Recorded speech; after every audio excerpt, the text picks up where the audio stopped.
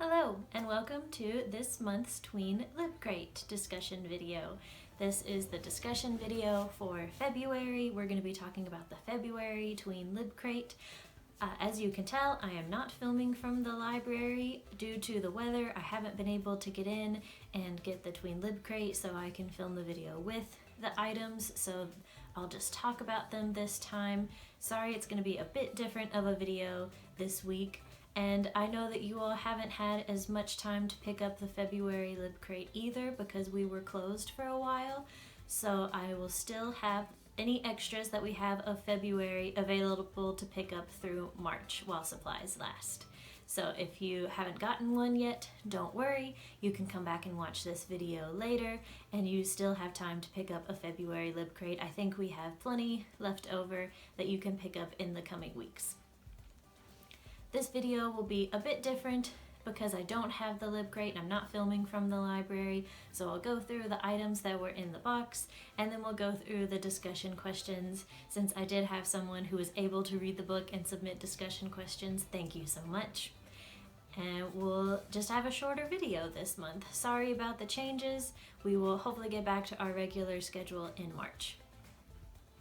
So the February theme was mystery. So the items were all themed around solving codes or puzzles or mysteries, and our book also featured those themes. So I hope that you enjoyed it. Let's dive into what you could expect in your box. So this is a spoilers warning. If you haven't had a chance to pick up the box yet, then stop watching this video here, go get your box, enjoy it, and then come back when you're ready to watch this video.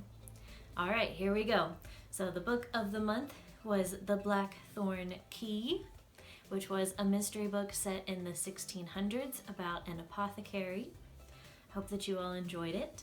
The craft for the month was a cipher wheel.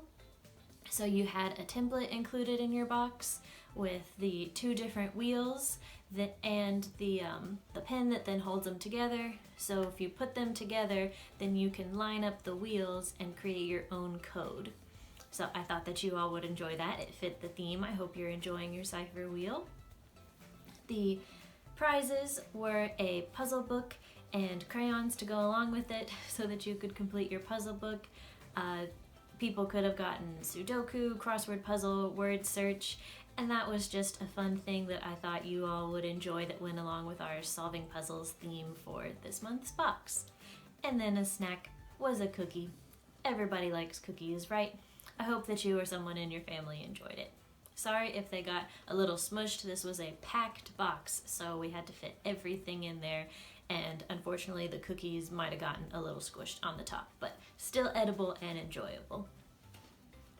So in addition to the book and all of the prizes and the snacks, you should have had a sheet that on the back would have listed the discussion questions and also the craft instructions for the cipher wheel. So be sure to check that if you need help with the cipher wheel.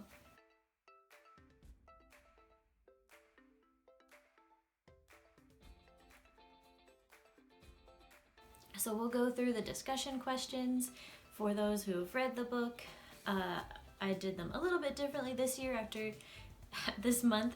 I did them a little bit differently this month after getting some feedback about what kind of questions you all wanted to see. So I hope that you liked them and they helped wrap up your thoughts about the book after you finished reading.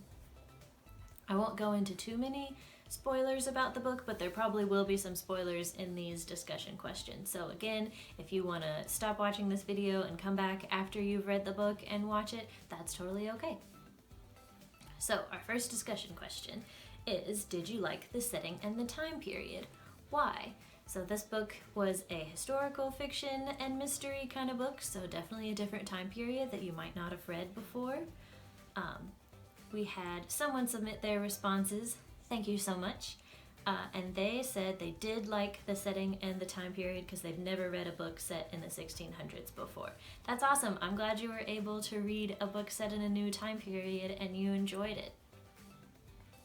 Our second question is, what is an apothecary? So our main character studies under an apothecary and hopes to become one someday. So what is that? And our response submitted says, an apothecary makes potions. correct. So an apothecary was someone who would like mix up a bunch of different things, make, in this book, more make potions, could also be explosives. They tried to make medicine sometimes. So this was a real position that existed that kind of died out with the advance of modern medicine and technology, but that's what apothecaries were, which is what our main character was. Our next question, why did the characters use codes? So you all said the character used codes because other apothecaries might steal the secrets. Absolutely correct. So the exact recipes that Apothecary uses were like closely guarded secrets. They didn't want anybody else to know their formulas or recipes, so they would write them in code to keep them secret, and then only they would be able to read them. I thought that was really cool and definitely added to the mystery and code breaking elements of the story. Hope that you all enjoyed them as well. Have you ever used codes to write secret messages? Maybe you can with your cipher wheel that you made with this box. Who knows? Our next question, what are your favorite codes and puzzles? And our response said they like jigsaw puzzles. Absolutely. I like jigsaw puzzles too. I've done a really big one during quarantine this past year as something fun to do, and it's just nice. Sometimes I'll listen to an audiobook while doing a puzzle. They're just fun. I also have tried some crossword puzzles, Sudoku, though I'm not as good at that one, word searches, they're all fun. Next question, did you figure out the villains of the story? Especially like before the main character does, and our response said they didn't figure out the villain, so hopefully that means it was a good mystery book that you weren't quite able to figure it out, and it kept you waiting on the edge of your seat while you were reading.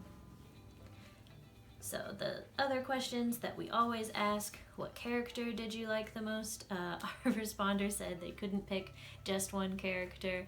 Hopefully that means that you liked them all or liked several of them. I definitely did, and I'm looking forward to seeing what else you all enjoy about them. What did you like best about the book? Our responder said they liked that it was fantasy.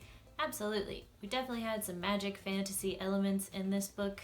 One of the reasons I like this book is because it's kind of a mashup of a bunch of different genres. So you have the historical fiction part. It's definitely a mystery book. And you have some fantasy elements. A little bit of sci-fi with like the recipes and codes and everything. But it has a lot of different elements of things I like in books. I hope you all enjoyed it as well. So thank you for watching this month's video. I tried to keep it mostly spoiler-free and a little bit different for those who might want to watch but haven't had a chance to pick up their LibCrate yet. And we will have a new LibCrate in March. The theme will be survival, so if you like I survived books or books with like journeys that characters have to go through and like fight the elements, storms, that kind of thing, then you're really gonna like March's book. It seems especially appropriate after the weather that we've been having lately. So be looking forward to that. It'll be available starting on March 1st. And if you haven't had a chance to pick up a February Tween LibCrate, while supplies last, we'll keep those open and available. Thanks for watching. I'll see you in next month's video. Be sure to email me with any questions or discussion questions. These videos are pre-recorded, so if you miss the deadline this month, that's okay. I still want to hear from you, and I'll see you for next month. Thanks for watching, everybody. Happy reading. Bye.